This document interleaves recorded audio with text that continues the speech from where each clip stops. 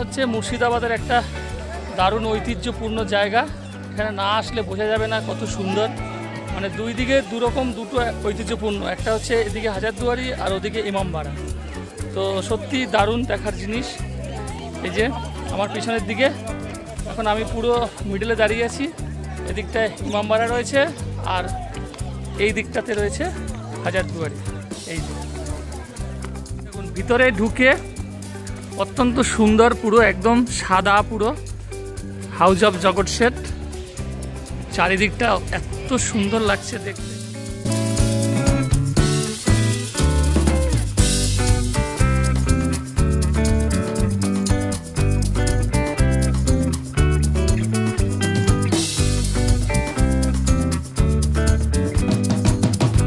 মসজিদের দেখুন এই দিকটা ধ্বংসাবশেষ, আর দেওয়াল দেখুন কত বড় বড়, এবং গম্বুজগুলো, মিনারগুলো সত্যি দেখার মতন জিনিস। এসব না আসলে, নিজের চোখে না দেখলে বিশ্বাস করা যাবে না যে এত সুন্দর।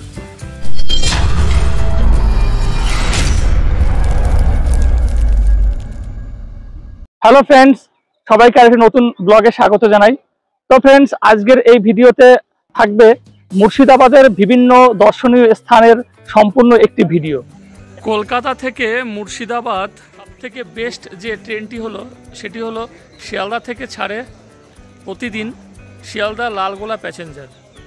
শিয়ালদা থেকে যেটি রাত 11:30টায় ছাড়ে আর মুর্শিদাবাদ এসে পৌঁছায় পরদিন ভোর 4:08। যথারীতি শিয়ালদা থেকে গত শনিবার মানে 16 তারিখ রাত্রি 11:30টায় ট্রেনে উঠেছিলাম, আর রোববার আজকের 17 তারিখ 17ই মার্চ 2024 ভোর 5:08 এসে এই মুর্শিদাবাদ স্টেশনে পৌঁছে গেছি। এই 1 নম্বর প্ল্যাটফর্মের এই দিকটাতেই রয়েছে এই সুলভ শৌচালয়।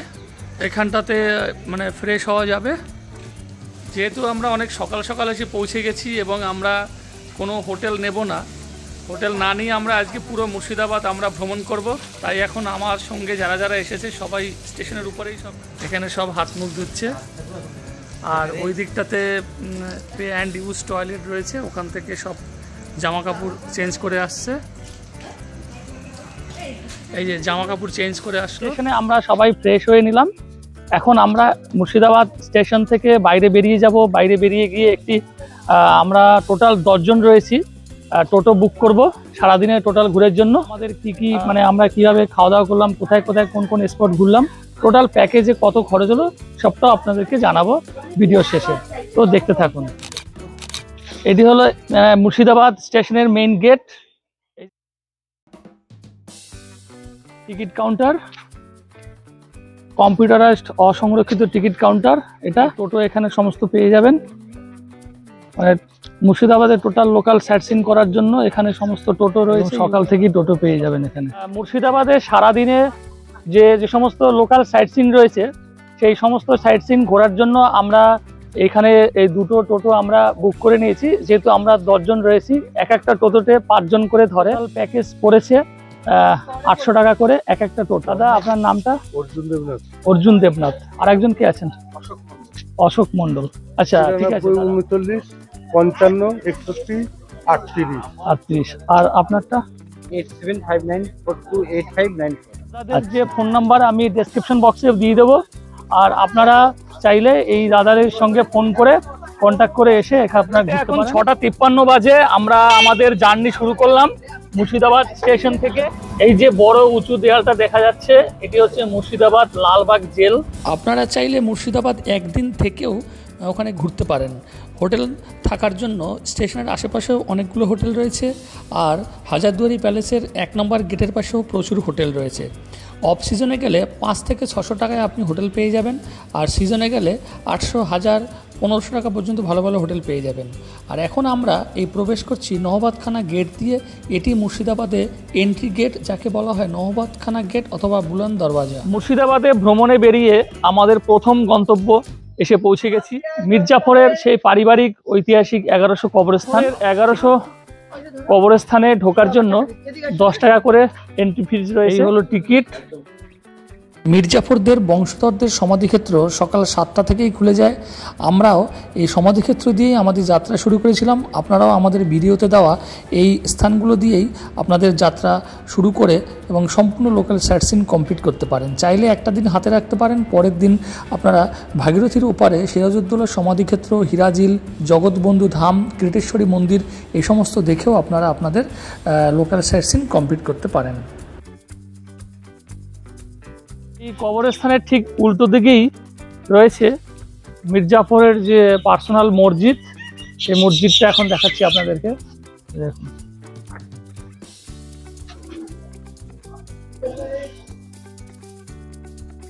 আমরা এখন দাঁড়িয়ে আছি যে গেটের সামনে।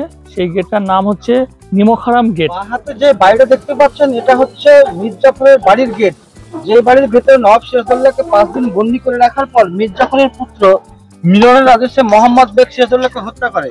এই জন্য এই জায়গাটার নাম বলা হয় নিমখারাম দুয়ারি। ঠিক আছে, ভেতরে এসে আমরা পৌঁছে গেছি এই মুর্শিদাবাদের নসিপুর আকরাতে।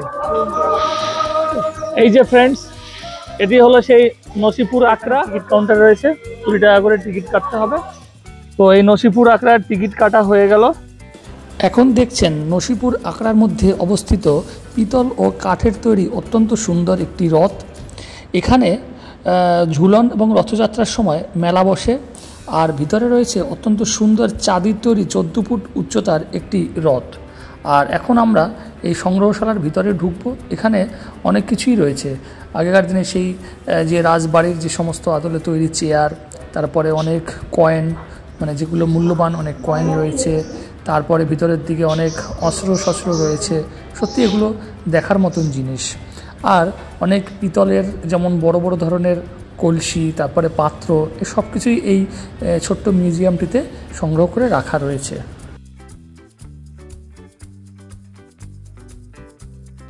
আমরা পৌঁছে গেছি নসিপুর রাজবাড়ি অথবা দেবী সিংয়ের সেই রাজবাড়ি। এই যে দেখতে পাচ্ছেন, এটি হচ্ছে সেই ঐতিহাসিক সেই নসিপুর রাজবাড়ি, যার এই রাজবাড়ির আদলেই তৈরি হয়েছিল ওখানকার সেই হাজারদুয়ারি।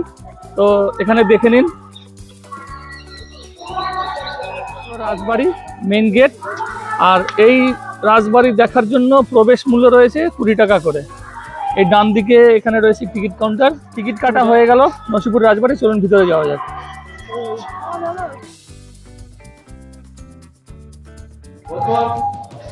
বাংলার শেষ স্বাধীন নবাব সিরাজউদ্দৌলা সুদূর পানিপথ থেকে দেবী সিংকে নিয়ে এসেছিলেন এবং রেজা খাঁর আন্ডারে চাকরি করতেন। কিন্তু তলে তলে এরা কনস্পিরেসি করে জগৎ শেখ, মির্জাফর, রাইদুল্লাহ, রানী ভবানী, ঘসনী বেগম এর একটা গ্রুপ তৈরি করে সিরাজের বিরোধিতা করেছে। 1757 সালে নৃশংসভাবে সিরাজকে হত্যা করা হয়েছে। এদেরই কারণ ব্রিটিশ রাজত্ব তখন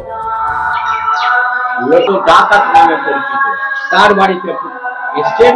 এটা ঐতিহাসিক নসিপুর রাজবাড়ি, প্রতিষ্ঠাতা দেবী সিং। ডান দিকে যত ঘর দেখবেন এগুলো সেরেস্তা ঘর। জমিদারি আমলে অফিসিয়াল কাজ হতো, বসবাস করতো না। এগুলো ইস্ট ইন্ডিয়া কোম্পানির বিএলআরও অফিস। এক ঝলক দেখে নিন ওপরে 25 চূড়ার মন্দির। গোটা পশ্চিমবাংলায় পাবেন না।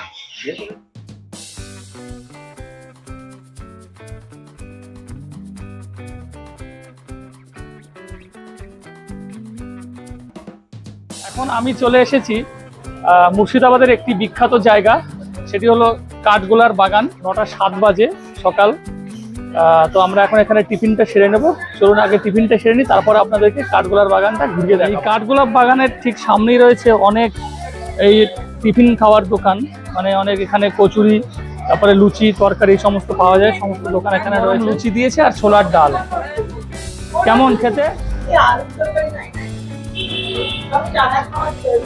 একটু কম খরচে ঘুরতে চাইলে মুর্শিদাবাদে এরকম ঘোড়ায় টানা গাড়ি অনেক রয়েছে, চাইলে এগুলোতে করেও আপনারা সারাদিন ঘুরতে পারেন।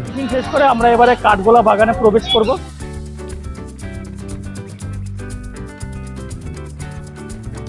পুরো আম বাগান দেখতে পাচ্ছেন, কত সুন্দর আম বাগানের সারি পুরো। আর এই কাঠগোলা বাগানে যে সমস্ত জিনিস দেখতে পাওয়া যাবে তার একটা লিস্ট এখানে দেওয়া আছে। দেখুন, কাঠগোলা বাগান, প্যালেস মিউজিয়াম, সুরঙ্গ পথ, প্যালেস পুকুর, নাচমহল, ফরেস্ট, জৈন মন্দির, আরো অনেক কিছু রয়েছে। হয়ে গেছে পার টিকিট রেট 30 রুপিস করে। 8 বছরের নিচে যারা থাকবে তাদের টিকিট লাগবে না, 8 বছরের উপরে সম্পূর্ণ টিকিট লাগবে।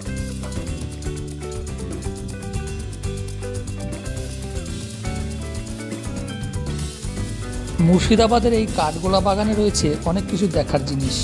এখানে রয়েছে রানীদের স্নান করার জন্য অত্যন্ত সুন্দর একটি স্নানাগার, এখন যেটি দেখতে পাচ্ছেন অত্যন্ত ডিপ এই জায়গাটা। আর স্নানাগারের ঠিক উল্টো দিকেই রয়েছে আরও একটি বিশালাকার পাতকুয়া, যেখানে জলের প্রয়োজন মেটানোর জন্য এই পাতকুয়া তৈরি করা হয়েছিল।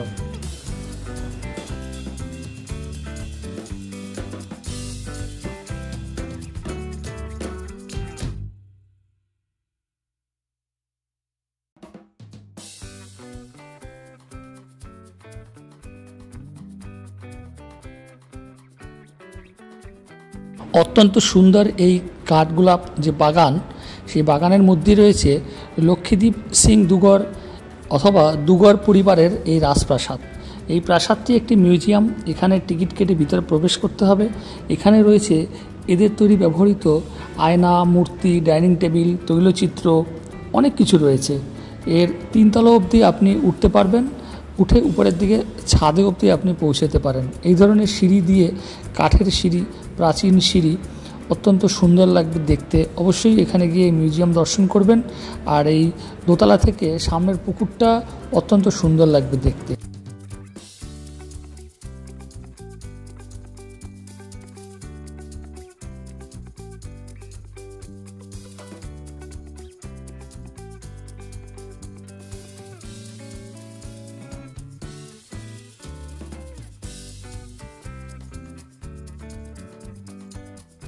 আমি এখন রয়েছি কাঠগোলা বাগানের যে রাজবাড়িটা রয়েছে বাগানের মধ্যে, সেই বাড়ির একদম 3 তলার ছাদে। জৈন মন্দিরের সামনেই এখানে পুকুর রয়েছে, এখানে আবার বোটিং এর ব্যবস্থা রয়েছে। একটা বোটে 4 জন করে বসতে পারবে।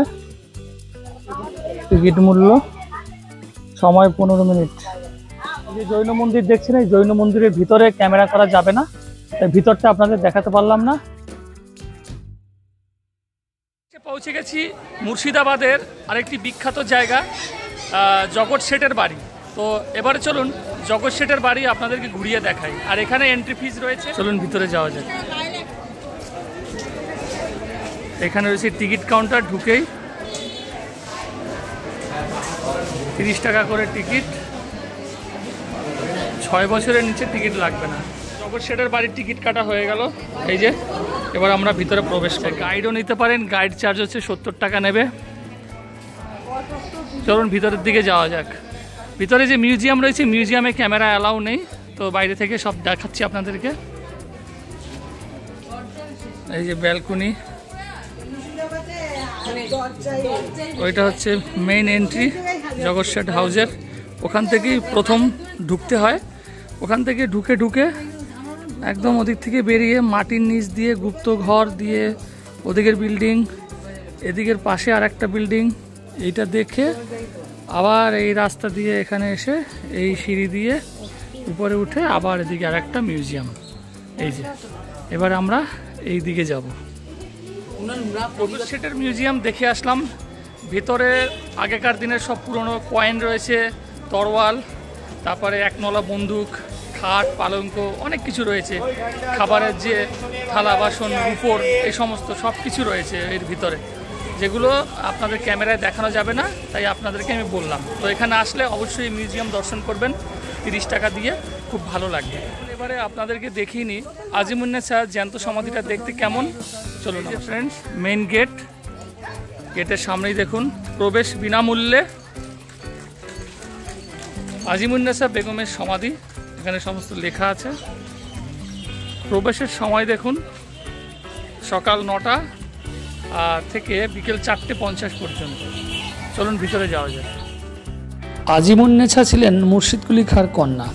কথিত আছে আজিমুন্নেছা এমন একটি রোগে ভুগছিলেন যাকে ডাক্তার পরামর্শ দিয়েছিল মানুষের কলিজা খেতে। তাই ছোট বাচ্চাদের কলিজা খাওয়া শুরু করে, আর খেতে খেতে এমন নেশায় পরিণত হয় পরবর্তীকালে মুর্শিদ কুলি খাঁ জানতে পেরে আজিমুন্নেছাকে এই সিঁড়ির নিচে জ্যান্ত অবস্থায় কবর দিয়েছিল। তো এটি হলো আজিমুন্নেছার সেই সমাধি। আদতে এটি একটি মসজিদ ছিল। ভূমিকম্পে মসজিদটি ধ্বংস হয়ে যায়, শুধু একটি ফটক বাদিকে এখন এখানে দাঁড়িয়ে আছে। এখন এই মসজিদে গেলে শুধু এই ফটকটিই দেখতে পাবেন। মুর্শিদাবাদে ঘুরতে এসে আমরা অনেকটাই সকালবেলার থেকে ঘোরাঘুরি করলাম। এখন দুপুর 1:30 বাজে। তো দুপুরে লাঞ্চ করতে হবে, তাই জন্য আমরা এখন হাজারদুয়ারির ঠিক পেছন দিকটাতে চলে এসেছি। তো এখানে অনেকগুলো খাবারের হোটেল রয়েছে, হিন্দু হোটেল রয়েছে, সোনালি হিন্দু হোটেল রয়েছে, অনেকগুলো হোটেল। ঢাকা আদর্শ হিন্দু হোটেল, এটাতে যাই। পরিবেশনটাও খুব সুন্দর, আর যে এখানে যে রেটটা দেওয়া হয়েছে মাছের দাম বা মাংসের দাম, সেটা রিজনেবল আছে, একদম খুব ভালো আর কি।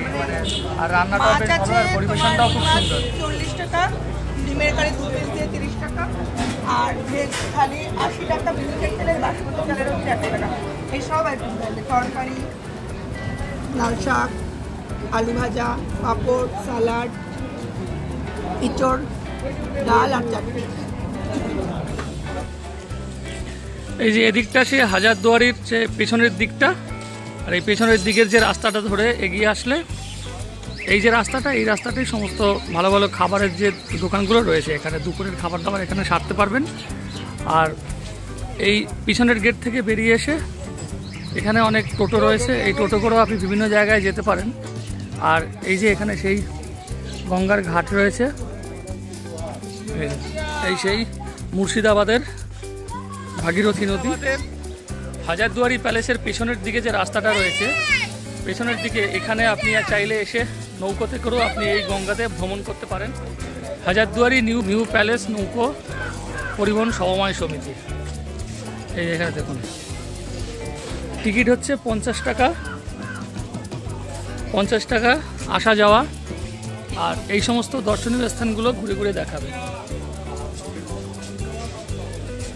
মুর্শিদাবাদে ঘুরতে আসলে যেটা প্রধান আকর্ষণ তা হলো মুর্শিদাবাদের হাজারদুয়ারি প্যালেস। তো এই যে 2 নম্বর গেটটা রয়েছে, এই 2 নম্বর গেট থেকে আপনি ঢুকে আপনার হাতের ডান দিকে এই ঘরটাতে, ওখানে টিকিট কাউন্টার পেয়ে যাবেন। পাশে হচ্ছে জেন্টস লেডিস টয়লেট পেয়ে যাবেন, ওদিকে পানীয় জল পেয়ে যাবেন। তো এবারে চলুন আমরা টিকিটটা কেটে নিই। টিকিটের মূল্য পার হেড 25 টাকা। হাজারদুয়ারির টিকিট আমাদের কাটা হয়ে গেল। সেই এদিকে 1 নম্বর গেট, এইদিকে এটা দিয়ে ঢুকে এসে এই যে এখানে ইমামবাড়া রয়েছে, এখানে একটা রয়েছে স্ট্যাচু রয়েছে। আর এই যে এদিকটা ওই যে ওখান থেকে হাজারদুয়ারিতে ওঠার রাস্তাটা ওই দিকটা। মুর্শিদাবাদের অন্যতম আকর্ষণ হাজারদুয়ারি প্রাসাদ। প্রাসাদটির এই রূপ নামকরণের কারণ এর অসংখ্য জানালা দরজা। ইটের তৈরি নকল দরজাও আছে। ভালো করে পর্যবেক্ষণ না করলে এই সকল নকল এবং আসল দরজার মধ্যে পার্থক্য করা যায় না। হাজারদুয়ারি মানেই হচ্ছে মুর্শিদাবাদের একটা দারুণ ঐতিহ্যপূর্ণ জায়গা। এখানে না আসলে বোঝা যাবে না কত সুন্দর। মানে দুই দিকে দুরকম দুটো ঐতিহ্যপূর্ণ, একটা হচ্ছে এদিকে হাজারদুয়ারি আর ওদিকে ইমামবাড়া। দেখুন বড় বড় সব পিলারের উপরে দাঁড়িয়ে আছে।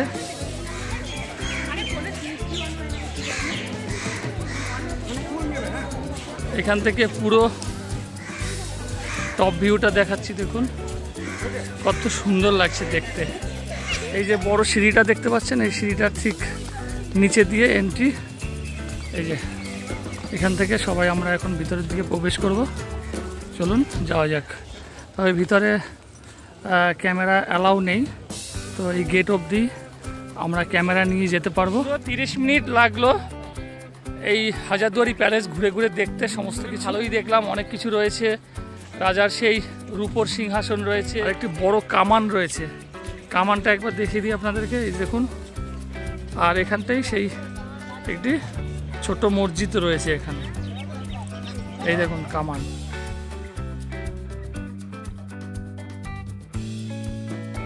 তো এই যে পৌঁছে গেছি আমরা আরেকটি সুন্দর একটি মসজিদ,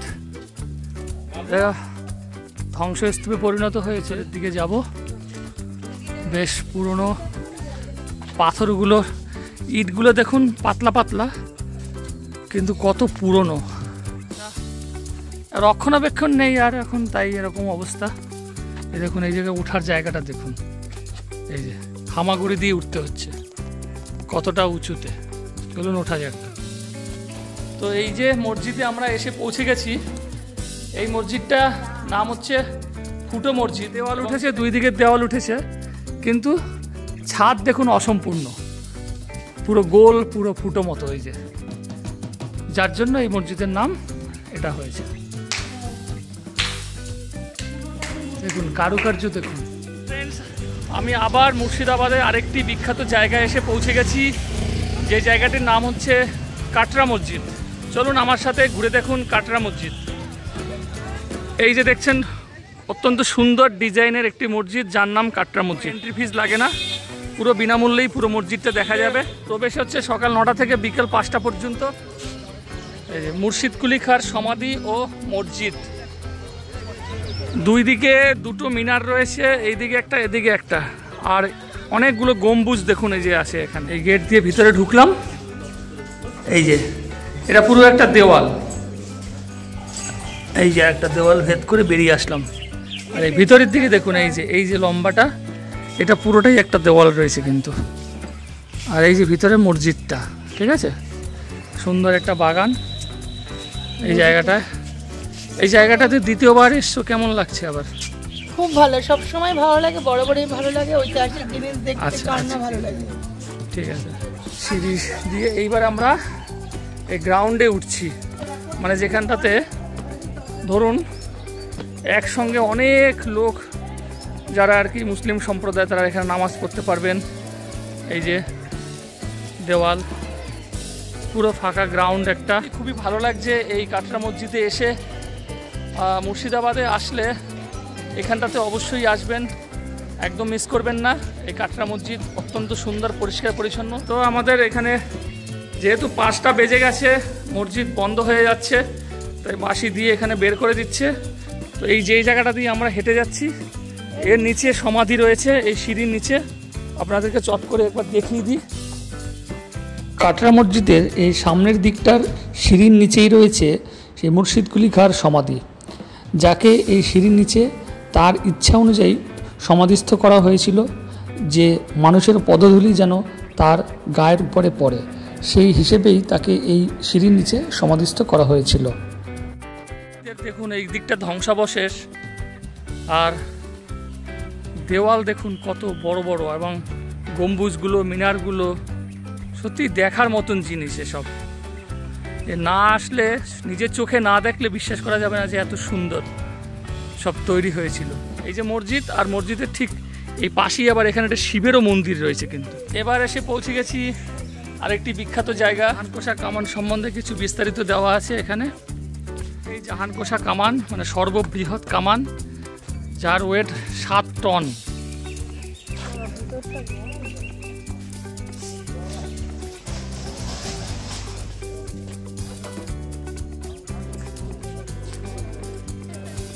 এবারে আমি এসে পৌঁছে গেছি আমাদের আজকে সারাদিনের সর্বশেষ গন্তব্য, এই মুর্শিদাবাদের মতিঝিলে। সোজা আমরা এগিয়ে যাব, চলুন।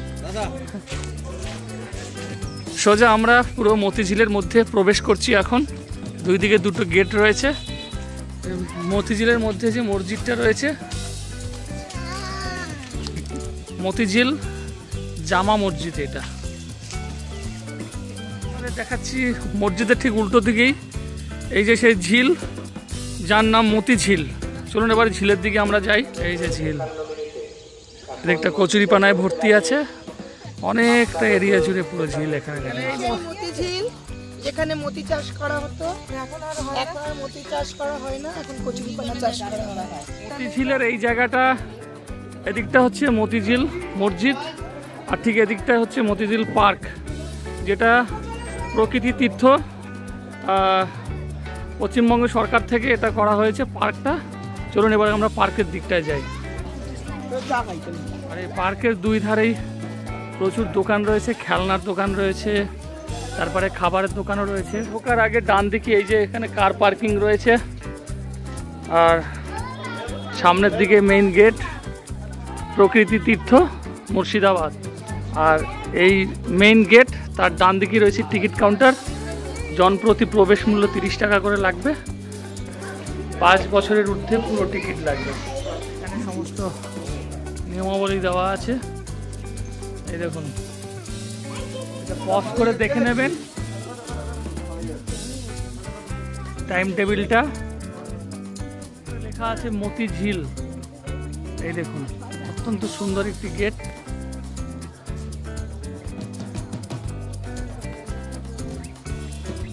ভেতরে পুরো একদম সোজা সুন্দর লাইটিং করে দেওয়া আছে, একদম বিশ্ব বাংলার লোগো দেখা যাচ্ছে ভিতরে।